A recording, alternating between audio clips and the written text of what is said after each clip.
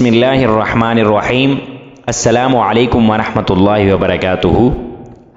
آج جس حدیث پر ہم گفتگو کریں گے اس حدیث کا مفہوم عمر بن شعیب اپنے والد شعیب سے روایت کرتے ہیں اور وہ اپنے دادا عبداللہ بن عمر بن العاص سے راوی ہیں کہ رسول اللہ صلی اللہ علیہ وسلم نے فرمایا کہ جس شخص میں دو خصلتیں ہوں گی اللہ تعالیٰ اس کو شاکرین اور صابرین میں لکھیں گے۔ ان دو خصلتوں کی تفصیل یہ ہے کہ جس شخص کی یہ عادت ہوگی کہ وہ دین کے معاملے میں تو اللہ کے ان بندوں پر نظر رکھے جو دین میں اس سے فائق اور بالا تر ہوں اور ان کی پیروی اختیار کرے، اور دنیا کے معاملے میں ان غریب و مسکین اور خاستہ حال بندوں پر نظر رکھے جو دنیاوی حیثیت سے اس سے بھی کم تر ہوں،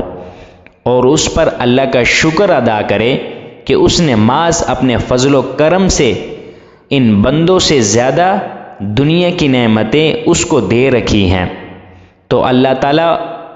کہ یہاں وہ صابر و شاکر لکھا جائے گا۔ اور جس کا حال یہ ہو کہ وہ دین کے بارے میں ہمیشہ اپنے سے ادنا درجے کے لوگوں کو دیکھے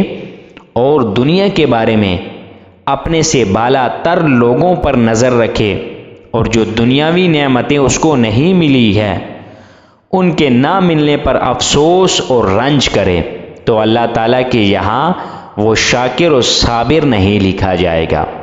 اللہ تبارک و تعالیٰ سے دعا ہے کہ اللہ ہمیں اس حدیث پر صحیح معنوں میں عمل کرنے کی توفیق عطا فرمائے۔